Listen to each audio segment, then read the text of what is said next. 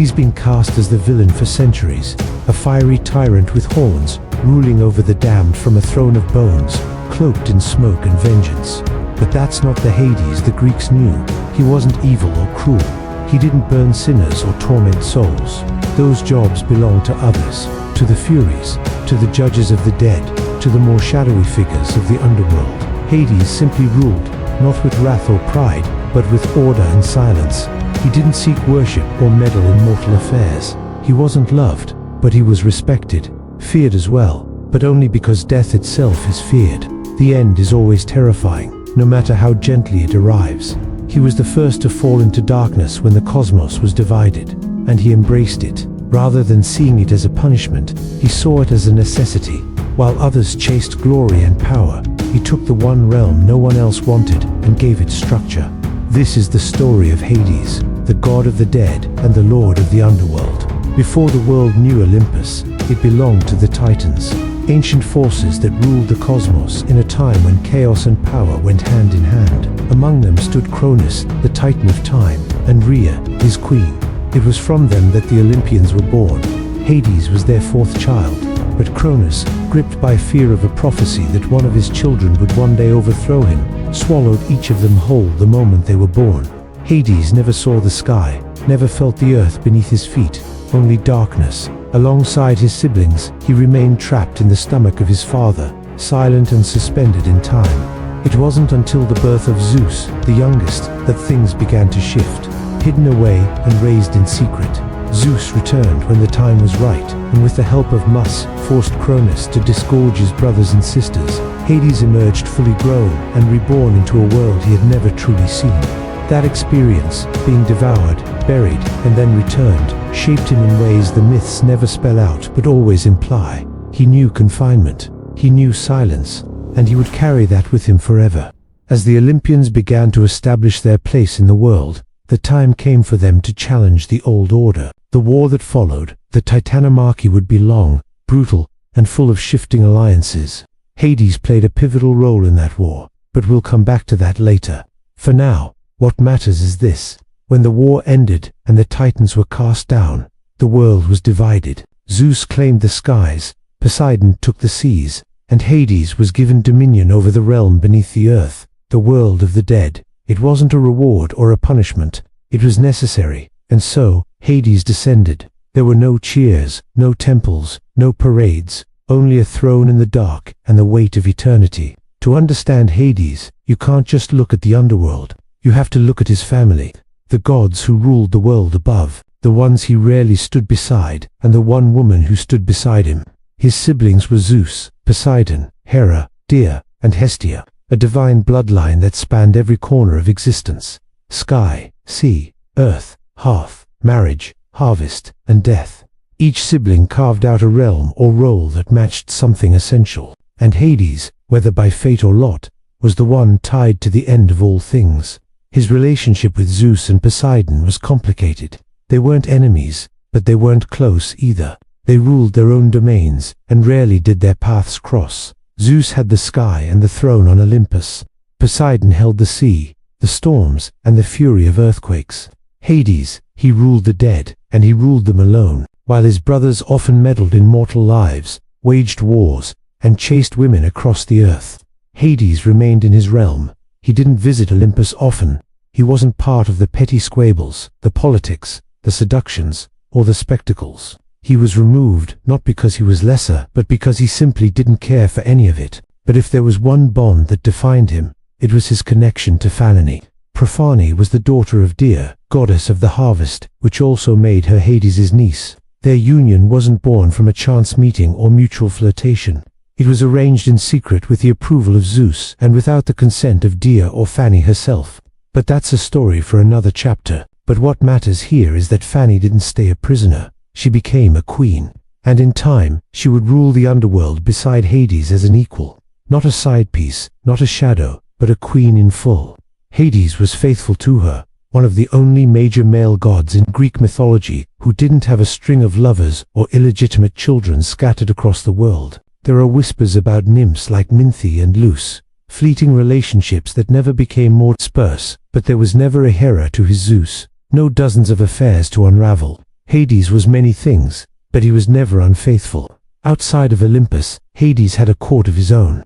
Not gods of joy and thunder, but beings of shadow and transition. There was Charon, the ferryman, who carried souls across the river Styx. Thanos, the personification of death, and his brother Hypnos, the god of sleep. The Aranes, the Furies, who punished oathbreakers and crimes against kin, and Hecate, the torch-bearing goddess of magic and crossroads, who moved between realms and was one of the few deities welcome in his domain. These weren't allies of war. They were guardians of boundaries like Hades himself. Each one represented a threshold between states, life and death, sleep and wakefulness, crime and punishment, silence and speech. Hades didn't surround himself with flatterers or revelers. He kept company with those who understood what it meant to carry a burden alone. And maybe that's what set him apart. While the other gods ruled over life's pleasures, Hades ruled over its final truth. And he did it not with pride or cruelty, but with quiet conviction. Hades wasn't flashy. He didn't soar through the skies on a thundercloud like Zeus, or erupt from the sea with a trident in hand like Poseidon. He didn't need spectacle because his presence alone carried weight. The ancient Greeks rarely depicted Hades in vivid detail, and that wasn't due to lack of imagination. It was fear. Saying his name aloud was thought to draw his attention, and calling upon him directly was seen as dangerous. Instead, they used titles, symbols, and subtle gestures. He was called Pluton, the wealth giver, not because he was generous, but because all precious metals, jewels, and resources of the earth lay beneath his feet. Every grave, every seed buried in soil, every coin dropped into the dirt, it all belonged to him. In art, when he was shown, Hades looked regal, not monstrous, not skeletal, not horned or aflame like modern pop culture would have you believe. He was often depicted as a stern, bearded man, seated on a dark throne, his expression unreadable. He wore long robes, sometimes black, sometimes deep red, and beside him stood Fanny, the queen of the underworld, often the only source of warmth in the scene. By his side, you might find Cerberus, the three-headed hound that guarded the gates of the underworld, loyal, terrifying, and untamed by all except him. In his hands, he might hold a badant, a two-pronged staff resembling Poseidon's trident, but distinct, or a drinking horn, or even a cornucopia, symbolizing not only the wealth of the earth, but also the cycle of life, death, and renewal. But perhaps the most famous of his possessions was the Helm of Darkness, also called the Cap of Invisibility. Forged by the Cyclopes, this helmet rendered the wearer completely unseen. Hades used it in battle, in silence, in strategy. It wasn't about aggression. It was about presence without intrusion. He didn't need to be seen to be felt. Hades didn't need temples. He didn't need parades or praise or pageantry. He was felt in every funeral pea, every burial mound, every whispered oath spoken over a grave. And when his name was spoken aloud, if it had to be, it was done with respect. Because even the gods didn't mock the one who ruled what waits for us all. Hades didn't rage, charm, seduce mortals, or hurl storms from above. He simply ruled, and that in itself made him different from almost every other Olympian. He was the god of the underworld, not of death itself, but of the place souls go when their time in the world ends.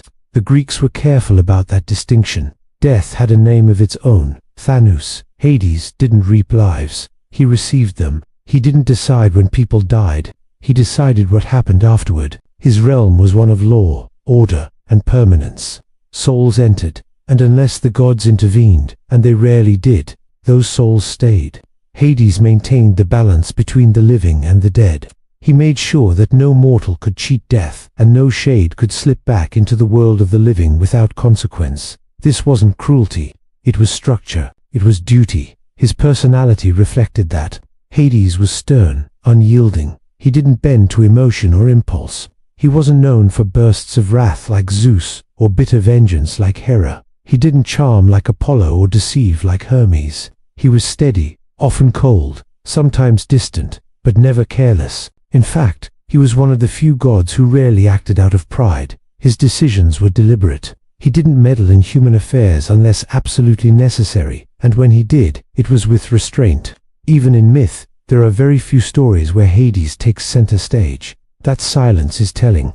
He didn't seek attention. He had no need for it. Still, when he acted, he wasn't powerless. Hades held dominion over some of the deepest, most untouchable forces in existence. He possessed the helm of darkness, which made him invisible not just to mortals, but to gods. He had the Poseidon, a symbol of his authority, which could command spirits and summon seismic force when needed. He ruled over oaths made in his name, and in Greek culture, breaking an oath sworn by Hades carried the weight of eternal consequence. He could summon and bind souls, raise the dead in spirit, though not in flesh, and call upon beings like the Erinnys or Hecate to enforce divine justice. But even a god has limits. Hades was bound to his realm. He rarely left the underworld, not because he couldn't, but because he wouldn't. His presence in the world of the living was unsettling, even to mortals who worshipped the gods. Crops failed, animals panicked, people whispered. The world reacted to him like a body recognizing death, walking in daylight. He wasn't welcome in Olympus either, not truly. He was part of the family, but not part of the fold. Worship of Hades was rare and discreet. His name wasn't etched into temples the way Zeus or Apollo were. Instead, people honored him in the shadows through burial rites, through offerings left at crossroads, through whispered prayers, asking not for favor, but for peace. And that's the paradox of Hades. He ruled over the feared, the forgotten, the final, and yet he did it without cruelty, without ego, and without complaint. Not loved, not hated, just necessary. The Olympians didn't inherit their thrones. They took them. After being freed from Cronus, the 6 siblings didn't step into power peacefully. Their rise came through war, a brutal decadal-long conflict known as the Titano. It was a battle between 2 generations of gods. The old guard led by Cronus and the other titans, and the new Zeus, Poseidon, Hades, and their allies. This was no small rebellion. It was all-out cosmic upheaval. Mountains were torn apart. The earth cracked. The heavens shook. And in the middle of it all was Hades. He wasn't the loudest. He wasn't the most charismatic, but he was essential. During the war, the Cyclopes' ancient craftsmen imprisoned by Cronus were freed by Zeus. In return, they forged 3 divine weapons: the thunderbolt for Zeus, the trident for Poseidon, and the helm of darkness for Hades. While Zeus led with thunder, and Poseidon struck with waves and quakes, Hades fought a different kind of war, one of strategy and sabotage. Using his helm, he moved unseen through the battlefield. He infiltrated the Titans' camps. He disrupted enemy movements. He launched ambushes that came out of nowhere. His presence wasn't noticed until it was too late. He didn't fight for glory. He didn't deliver speeches or inspire armies. He just got results. The myths don't dwell on the moment Cronus fell, but they make one thing clear. The Titans were defeated and the Olympians stood victorious. If you want to see my full video on the Titanomy, check the video in the top right-hand corner or check the video description below. It was one of my first videos, but the story still holds up. It was then, after 10 years of war, that the world was divided. Zeus, as the leader, took the heavens. Poseidon claimed the sea, and Hades was granted dominion over the underworld. It's often said that Hades drew the short straw, that he was unlucky or even tricked. But that's a modern spin. In ancient Greek tradition, the division wasn't seen as punishment or reward. It was balance. Each realm had to be ruled, and someone had to rule over death. Hades didn't protest. He didn't demand the sky. He accepted the role that no one else wanted, and he made it his own. And so, while his brothers returned to the world above and built a kingdom of clouds and waves, Hades descended into the depths. No more battlefields, no more thunder, only silence and a throne waiting in the dark. This is the story that defined Hades more than any other. And like most ancient myths, it's not as simple as it seems. Fanny was the daughter of Dia, goddess of the harvest, and Zeus, king of the gods. She was young, radiant, and deeply loved, especially by her mother.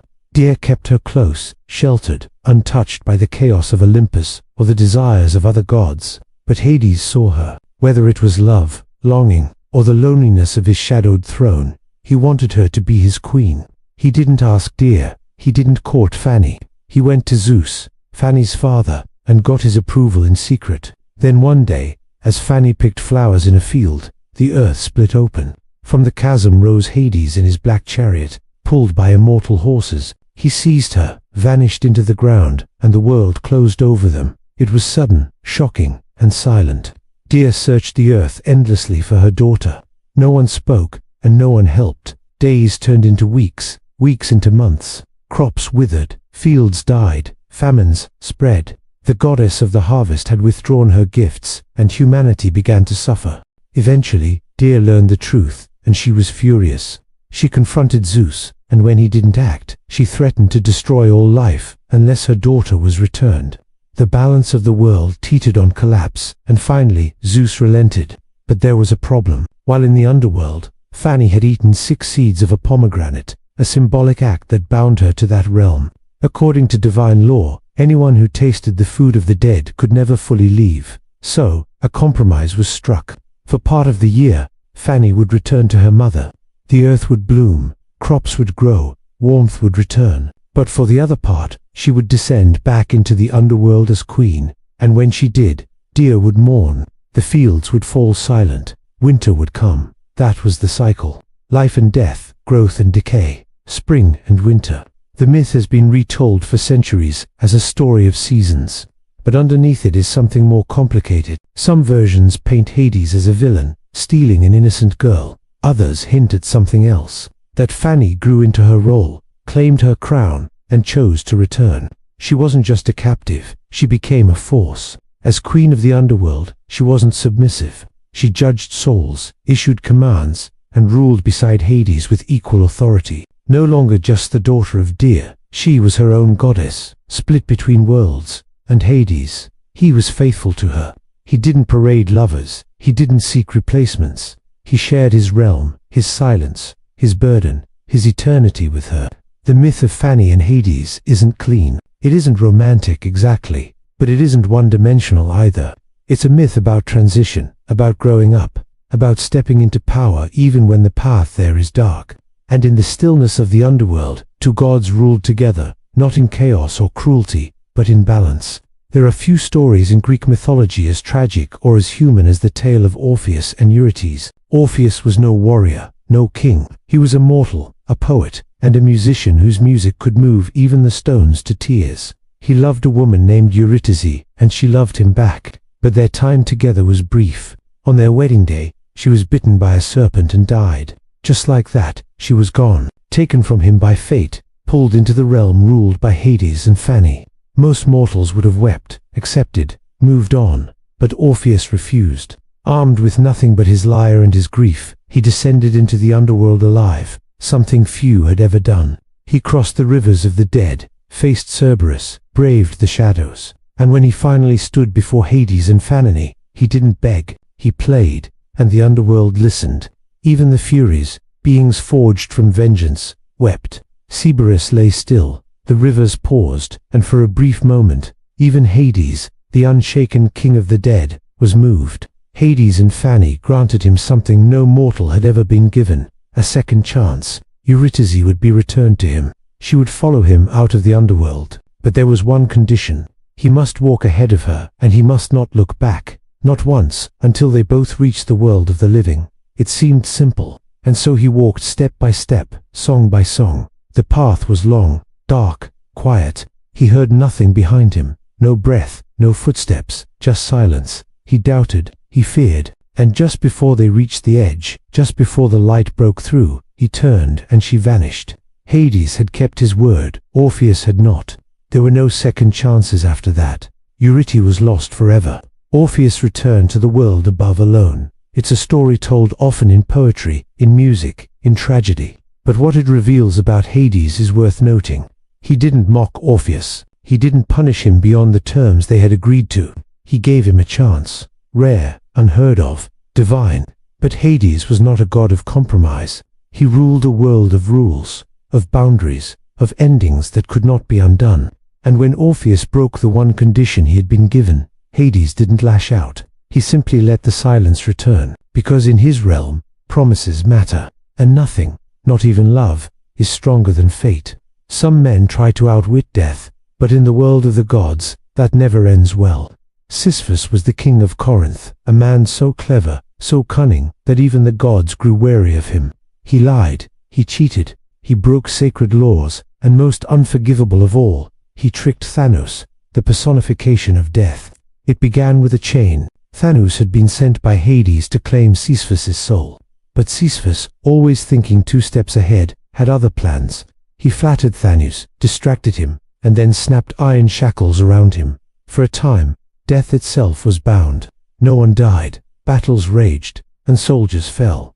But they didn't pass on. Wounds didn't kill. Age didn't claim the old. The world groaned under the weight of souls that refused to leave it. Hades' realm fell silent, and he was furious. The underworld depends on flow, on balance. Souls must enter. Life must end, for life to begin again. When that cycle is broken, even gods feel the strain. Eventually, Ares, the god of war, grew tired of battles without casualties. He found Thanos, freed him, and personally dragged Sisyphus down to the underworld in chains. But the trickster wasn't finished yet. Before his death, Sisyphus had secretly instructed his wife not to bury his body or perform the proper funeral rites. When he arrived in the underworld, he played the part of the wronged husband. He told Hades and Fanny he had been sent there unfairly, without ritual, without respect, a soul caught between worlds, and incredibly, they believed him. They allowed him to return to the world of the living to correct the mistake. But once back, he refused to return. He resumed his life, defiant, smug, untouchable, at least for a while. When Hades finally reclaimed him, there would be no more games, no more tricks, no more chances. Sisyphus was condemned to an eternal punishment, one that matched the arrogance of his defiance. He was made to push a boulder up a steep hill, only for it to roll back down just before reaching the top. Over and over, forever. No rest, no reward, no escape. That's how Hades handled betrayal. Not with fire, not with torture, but with futility, a quiet, endless echo of consequence. Because Hades wasn't just the god of the dead, he was the guardian of order, of oaths, of limits that no mortal could break without cost. Sisyphus tried to beat death, and in the end, it was death that beat him, not with cruelty, but with certainty. Heracles had done the impossible, 12 times to be exact, but his final labor would take him farther than any mortal had gone before into the depths of the underworld. King Eurystheus, hoping to finally kill the demigod hero, assigned a task that no man could survive. Bring back Cerberus, the monstrous three-headed hound of Hades, a guardian of the dead, a beast that let souls in but never out. Most would have refused, but Heracles didn't. Armed with his lion-skin cloak and unshakable will, he made his descent, not as a spirit, not in disguise, but as a living man, entering the realm of the dead. He passed the gates, he faced shades and terrors. He even encountered the ghost of Meleager, a fallen hero who would later play a part in introducing Heracles to his own future wife, Deianira. Eventually, he stood before Hades and Phanony. This moment says a lot about the Lord of the Dead. He didn't rage, he didn't strike Heracles down, he didn't bar the hero from returning. Instead, Hades listened. Heracles made his request, and Hades offered a deal. He could take Cerberus, if he could subdue the beast with his bare hands. If Heracles was strong enough, the underworld would not stop him, and Heracles agreed. He found Cerberus at the gates of Tartarus, snarling, coiled, massive. Its 3 heads snapped and roared, its serpent tail lashing behind it. Most would have run. Heracles wrestled it into submission. He did not kill the beast, he didn't maim it. He simply endured it, and won. Cerberus was brought to the surface, where Eurystheus was so horrified that he begged Heracles to return it immediately. The hero did, and true to his word, Hades welcomed his guardian back, without punishment or spite. It was one of the rare stories where Hades shows restraint, reason, and a willingness to honor strength and resolve, even from a mortal. He could have refused. He could have retaliated, but he didn't, because in the underworld, rules mattered, and Heracles followed them. So Hades kept his word, not because he was weak, but because even in a world built on endings, some things like honor still mattered. Hades isn't known for passion. He doesn't chase lovers like Zeus or Poseidon. He doesn't burn with desire like Apollo or Ares. But buried deep in the myths, there are whispers, subtle, brief, and haunting, of 2 women who stirred something in him. The first was Minty. She was a nymph who lived near the river Cocytus, a minor spirit by most standards, but beautiful and ambitious. In some versions of the myth, Minty was a former lover of Hades, taken before he wed Fanny. In others, she attempted to seduce him afterward, believing herself more worthy of the underworld throne. Whichever version you follow, the outcome is the same. Prophone found out, and she didn't respond with words. She crushed Minty underfoot. either literally transforming her into a plant or figuratively reducing her to dust in Hades' court. But from that dust grew a fragrant herb, mint, sharp, bitter, and unforgettable. In ancient Greece, mint was used in errary rites. It masked the scent of death, refreshed the air, and lingered in memory long after the ceremony, just like the myth. Then there was Luce, another nymph, less confrontational, more tragic. She too caught Hades' attention. Unlike Empathy, Luce didn't try to become queen. She was gentle, pale, and fleeting. When she died, either naturally or by descent into the underworld, Hades didn't let her fade like the other souls. He transformed her into a white poplar tree, the only one allowed to grow in the Elysian fields. Its silver leaves were said to shimmer in both directions, one light, one dark, representing the duality of the world above and below. It was also the tree Heracles crowned himself with after returning from the underworld, a symbol of triumph and remembrance. These stories don't portray Hades as a romantic.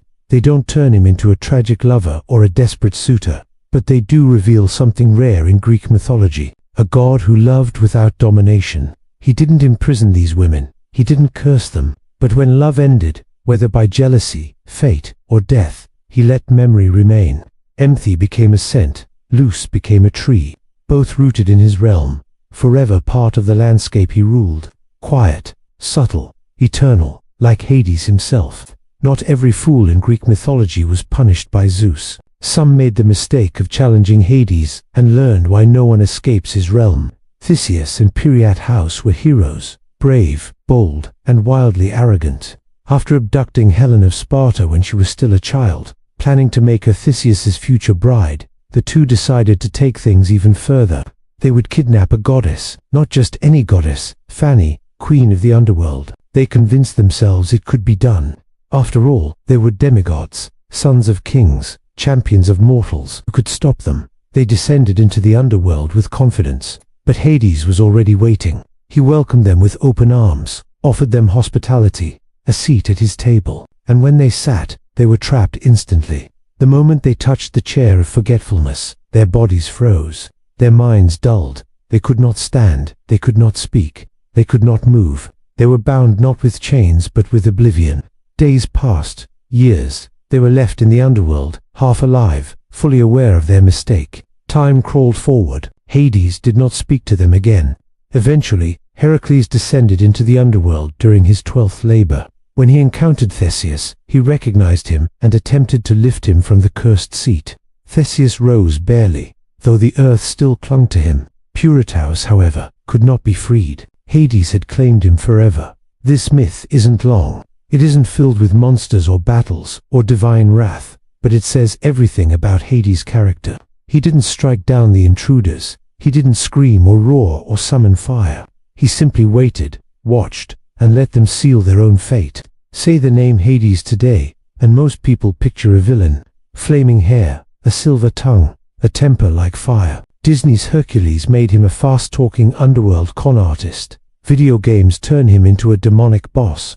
In cartoons, comics, and movies, he's more devil than deity. But that version of Hades, it's not Greek mythology. It's modern invention shaped by centuries of cultural drift, mistranslation, and Christian influence. First, let's get this clear. Hades is not the Greek version of Satan. He is not the god of hell. He does not torture souls or punish the wicked. That role, the punisher of the damned, belongs to Tartarus, a deep abyss in the underworld, and to entities like the Erinyes, or the judges of the dead, Minos, Rhadamanthus, and Iacches. Hades simply rules. He oversees the dead. He maintains the flow. He doesn't assign suffering. He ensures souls go where they're meant to. Over time, as Christianity spread through the Roman world, the name Hades, which originally referred to both the god and the realm, became a synonym for hell. That fusion distorted the original myth. The grim but balanced god of the dead slowly morphed into something darker,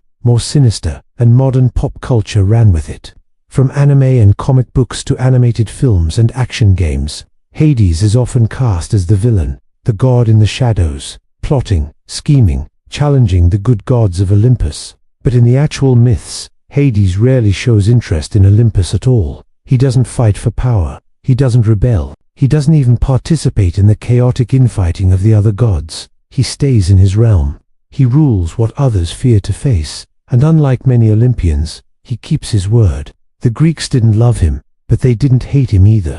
They respected him. They feared him in the way people feared death itself, not because it's evil, but because it's inevitable. He was the god who saw what others didn't, who heard what others refused to acknowledge, who ruled without pride, without cruelty, and without need for praise. So the next time you see Hades portrayed with horns, fire, and a villain's smirk, remember, that's not a god. That's a caricature. Because the real Hades was so much more than that.